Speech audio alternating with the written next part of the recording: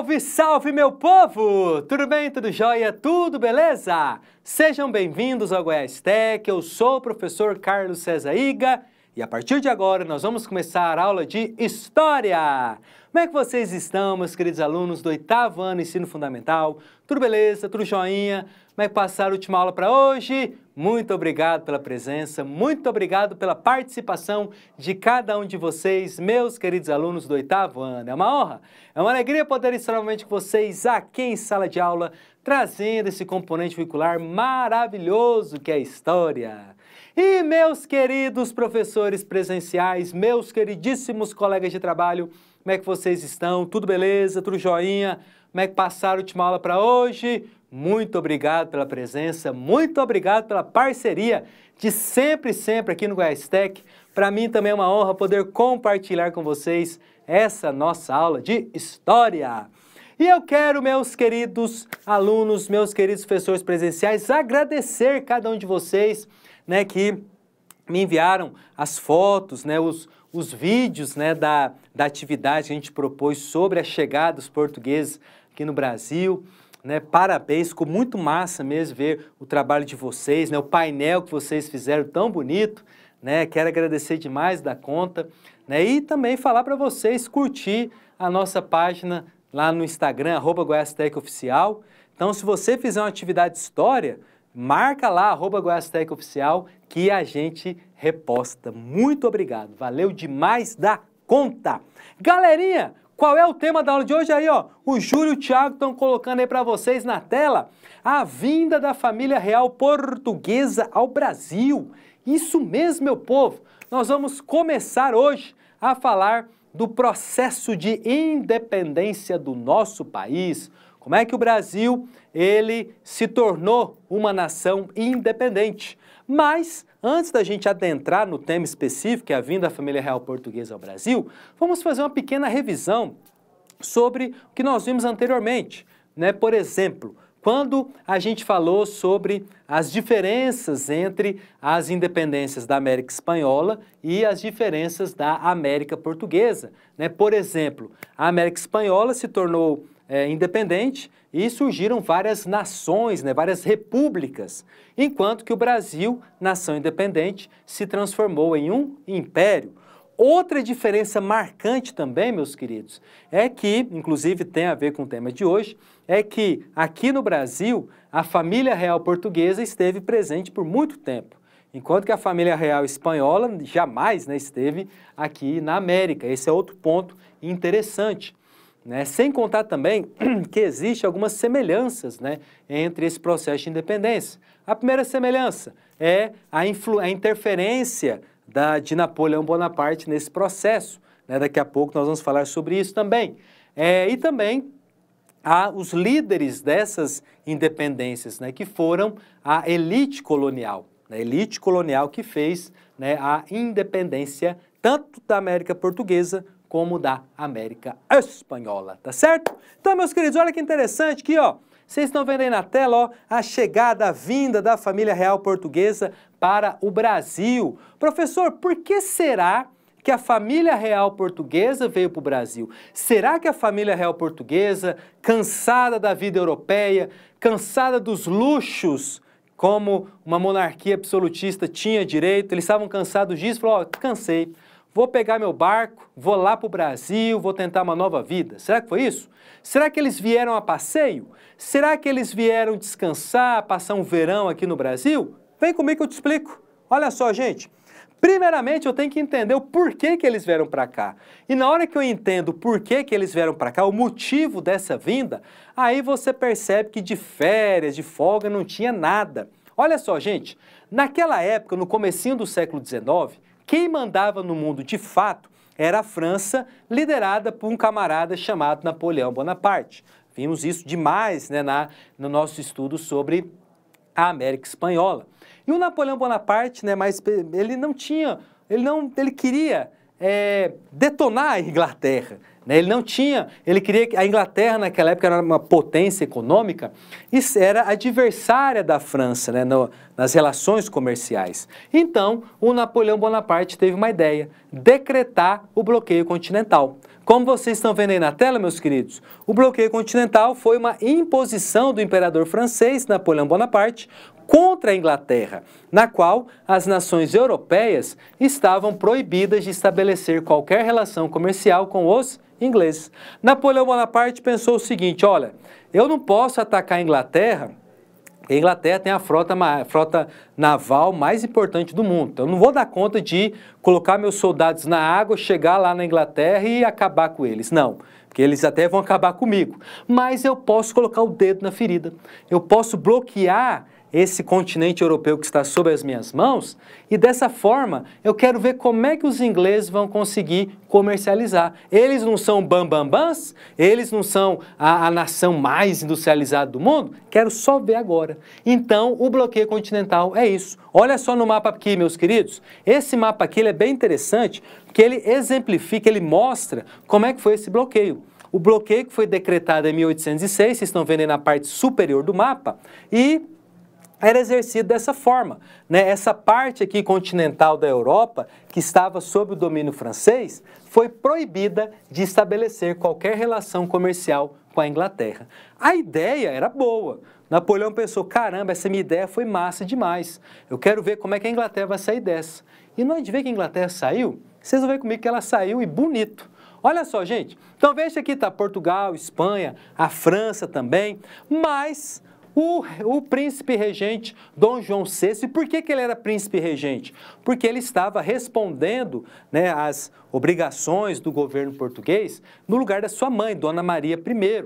Né, a Dona Maria estava doente e Dom João VI, que era o primogênito, ele se tornou príncipe regente, tá certo? Então, Dom João VI, que governava Portugal, na hora que ele recebeu em mãos uma cartinha do Napoleão Bonaparte falando sobre o bloqueio continental, ele pensou, e agora José, o que irei fazer eu? Ora pois, o que ele vai fazer?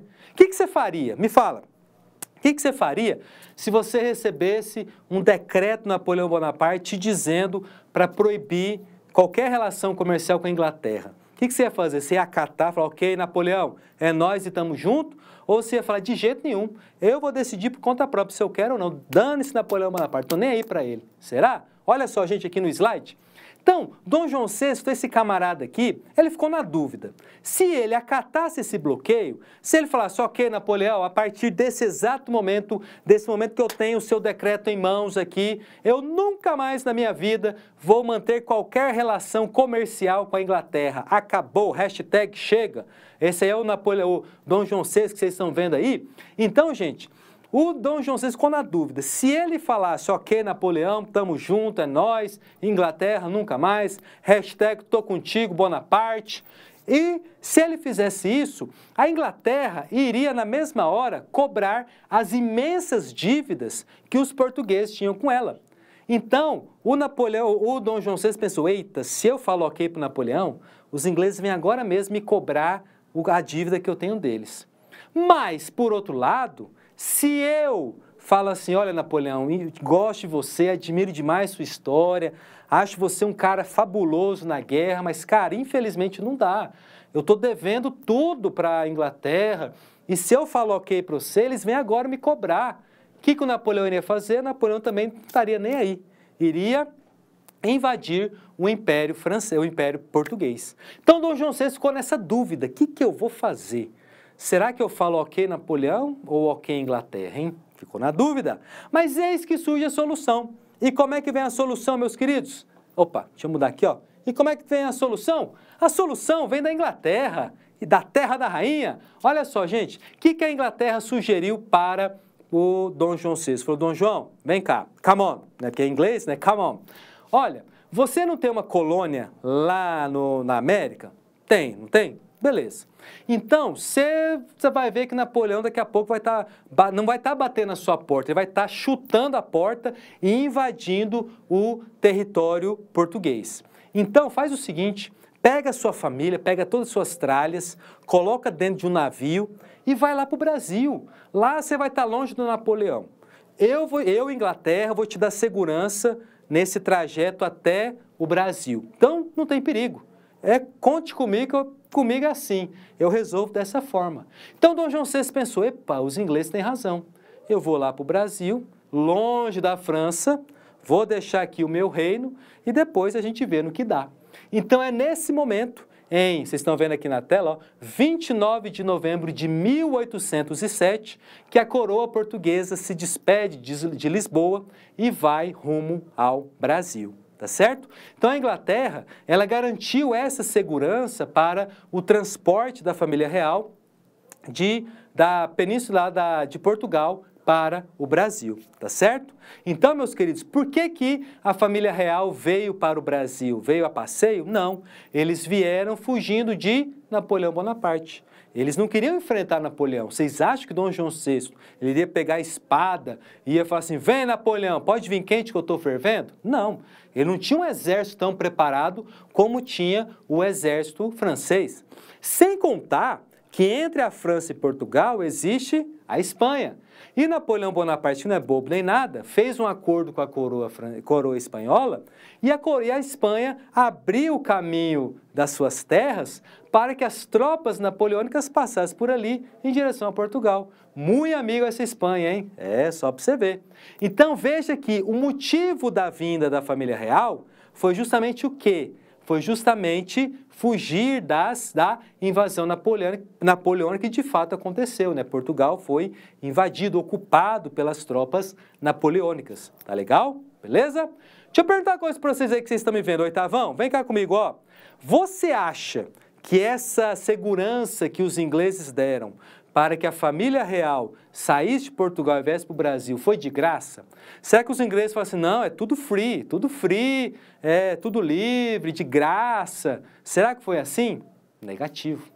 Nós vamos ver daqui a pouquinho que os ingleses vão cobrar a conta. E sempre a conta vem, gente, sempre a conta vem, sempre. Então, a coroa portuguesa estava viajando, estava se deslocando para o Brasil e aqui chegou. Chegou no dia 22 de janeiro de 1808 e a primeira parada foi em Salvador, a nossa primeira capital. Então, os soteropolitanos, como são chamados os moradores de Salvador, estavam lá fazendo seus afazeres cotidianos, estavam ali tranquilo, de repente chega um tanto de gente vindo num barco lá de Portugal. Eu fico imaginando a cena. Você está lá no porto de Salvador, ali de boa, de repente você vê aquele navio gigante chegando, aí você fala, meu Deus, o que é aquilo? Vão invadir aqui? Vão acabar com Salvador? De repente você vê o rei de Portugal, aliás, o rei não, o príncipe regente de Portugal desembarcando. Caramba, ia ser doido demais. Olha só aí, ó, essa tela aqui do Cândido Portinari, né, representando a chegada da família real portuguesa. E digo uma coisa para vocês, o Cândido Portinari não exagerou aqui não, ó. É muita gente mesmo que veio, porque veio toda a comitiva portuguesa para cá, tá certo? Então, a primeira parada foi em Salvador. E depois, né, ainda em Salvador, isso que eu estava pesquisando para aula, eu queria até mostrar para vocês do susto que os soteropolitanos tiveram. Olha só, foi uma surpresa para os moradores de Salvador ver chegar a coroa portuguesa. Um marinheiro inglês que fez parte da frota, que transportou a família real, vou até corrigir aqui, transportou, viu gente? Desculpa aí o erro. Transportou a família real portuguesa, anotou no seu diário, minha pena é inadequada para descrever a situação angustiosa das pobres mulheres que superlotavam a nau. Nau é o nome, né, do navio que trouxe a família real para cá. Então você imagina, gente, os portugueses chegando aqui, principalmente os integrantes da burocracia do governo português chegando no Brasil, olhando a colônia pela primeira vez, super assustados, com medo, né, deixando Portugal para trás, deixando todo o seu luxo, toda a corte para trás, tendo que se virar no Brasil. Não foi fácil não, gente, você imagina. Imagina você, às pressas, tendo que se mudar para um lugar que você nunca viu na vida. Você ia ficar assustado, tá certo? Mas depois, Dom João VI finalmente desembarcou no seu destino final, que foi o Rio de Janeiro, que na época era a capital do Brasil. A família real portuguesa chegou ao Brasil, ao Rio de Janeiro, no dia 8 de março e ali se instalou até 1820, quando Dom João VI, já coroado rei de Portugal, retornou para a Europa. Então, meus queridos, a família real veio para o Brasil fugindo de Napoleão. A primeira parada foi em Salvador, todo mundo assustado, e depois, finalmente, no Rio de Janeiro, que era a capital do Brasil, né? E se tornou a sede da coroa portuguesa por muitos anos. Tá legal? Alguma dúvida, meu povo? Gente, deixa eu perguntar uma coisa para vocês. Vocês acham que o Brasil mudou com a chegada da família real portuguesa? É claro que mudou. Muita coisa mudou. E eu vou falar para vocês agora a primeira coisa que mudou. Olha só. É claro que a família real portuguesa, né, mudaria a cara do Brasil. Afinal, o rei português, quem iria morar em terras brasileiras. Então, a partir de 1808, a capital do Império Português seria onde? Seria no Brasil. Então, o Brasil vai modificar sim. E a primeira modificação é essa daqui, ó, a abertura dos portos brasileiros às nações amigas. Então, Dom João VI, assim que chega ao Brasil, ele vai assinar o decreto que vai implantar, né, que vai abrir os portos brasileiros às nações amigas.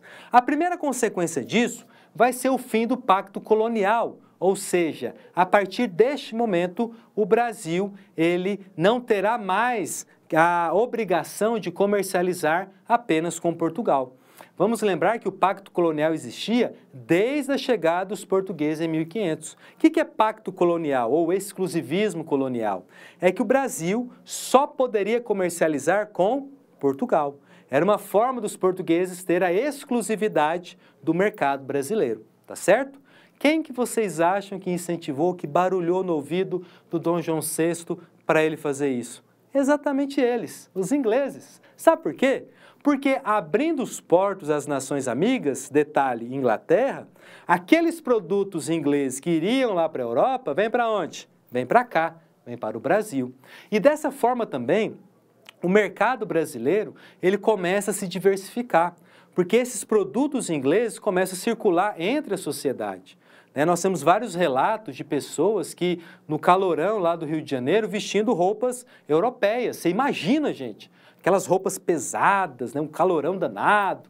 Né? Então, a abertura dos portos ela vai promover o fim do Pacto Colonial e vai promover também a entrada de produtos ingleses no Brasil. Para vocês terem uma noção, os produtos ingleses que entravam no Brasil pagavam menos impostos que os produtos portugueses. Aí você imagina os portugueses lá em Portugal, eles tendo que enfrentar as tropas francesas, como se não bastasse isso, os produtos deles tinham que pagar mais imposto do que os produtos ingleses. Né? Eu imagino o português falando assim, caramba, o cara chegou agora, o inglês chegou agora e já está pagando barato assim? Sacanagem, isso não pode acontecer. Então veja, meus queridos, que o Brasil ele vai se modificando em várias formas, tanto na política como na economia, a sociedade também, porque essa coroa portuguesa no Brasil, muita coisa vai acabar acontecendo. Muitos órgãos públicos são criados e também o Rio de Janeiro começa a ser remodelado para acomodar essa grande estrutura burocrática lá de Portugal. Tá certo? Beleza, meu povo? Tranquilo? Ora, se eu tenho produto inglês, produto novo na área, se eu tenho muita gente comprando esses produtos vindos da Inglaterra, é claro que vai ter muito dinheiro circulando. Então, para institucionalizar essa circulação do dinheiro, sabe o que vai acontecer? Vai ser criado o primeiro banco no Brasil, que é o Banco do Brasil, BB, exatamente. O Banco do Brasil vai ser criado e se torna o primeiro banco e vai institucionalizar essas movimentações financeiras. Então veja que o Brasil ele vai ganhando uma cara de nação. Tem essa variedade de produtos, tem um banco. Então veja que o Brasil ele se modifica com a chegada da família real aqui para o Brasil. Tá certo? Beleza, meu povo? Tranquilo? Alguma dúvida? Não? Joinha! E por fim, nós temos a criação do Jardim Botânico. Quem já foi no Rio de Janeiro, se você for ao Rio de Janeiro, você precisa conhecer o Jardim Botânico, fica ali na Zona Sul, pertinho da Rede Globo. Sabe a sede da Rede Globo? ali acho que é do jornalismo, fica em frente ao Jardim Botânico. Aliás, o estúdio que a Xuxa gravava na década de 80 era lá em frente ao Jardim Botânico. Inclusive, eu fui no Rio de Janeiro uma vez e eu passei na rua Saturnino de Brito, que era a rua onde ficava o Teatro Fênix, lá onde a Globo gravava os programas do Faustão, do Chacrinha, da Xuxa. E eu passei lá e eu fiquei lembrando da época que eu assistia a Xuxa, né? Então, Jardim Botânico tem tudo a ver com a Globo. Então, pessoal, o Jardim Botânico foi criado primeiramente porque Dom João VI queria instalar uma fábrica de armas, né? Uma fábrica de pólvora, melhor dizendo, ali próximo. E, além disso, Dom João VI também queria aclimatar algumas espécies estrangeiras que ele trouxe para serem plantadas aqui no Brasil, na forma de preservação. Hoje em dia, o Jardim Botânico é um dos lugares mais bonitos do Rio de Janeiro.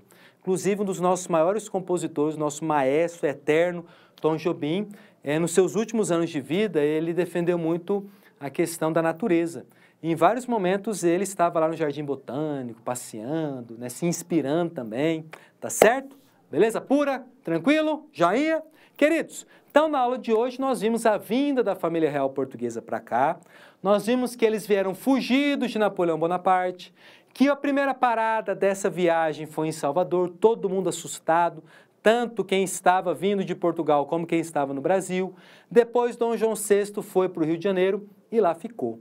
Vimos algumas mudanças que essa presença da coroa portuguesa no Brasil nos trouxe, como a abertura dos portos, como a criação do Banco do Brasil e a criação também do Jardim Botânico, tá certo? Na próxima aula, nós vamos ver sobre a missão francesa no Brasil. Eu separei uma aula exclusiva para isso, que eu quero trazer alguns elementos da arte também para vocês verem e como que essa missão francesa foi importantíssima nos registros da sociedade brasileira no século XIX. Tá certo? Na próxima aula vamos ver a missão francesa, tá legal? E chegou aquele momento que vocês todos esperavam. O final da aula? Não, o momento das atividades!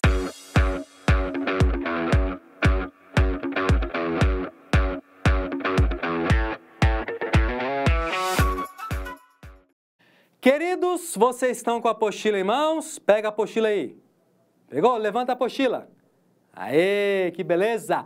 Olha só, gente, vocês vão fazer as questões 1 a 6 da página 209. Repita, professor! Repito. Fazer as questões da página 209, número 1 a 6. Beleza pura, meu povo? Certinho?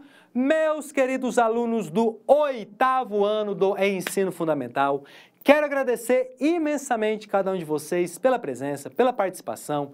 Quero agradecer muito por vocês estarem conosco, Goiás Tech. Meus queridos professores presenciais, meus queridíssimos colegas de trabalho, muito obrigado pela presença, muito obrigado pela parceria de sempre aqui no Goiás Tech. É uma honra rever vocês e eu me despeço de vocês com quem? Com eles! A melhor banda de todos os tempos, The Beatles! E com o nosso filósofo contemporâneo, Gustavo Lima. Foi bonito, foi intenso, foi verdadeiro, mais sincero. Aquele abraço, fique com Deus, faça a tarefa. Até a próxima, tchau e fui!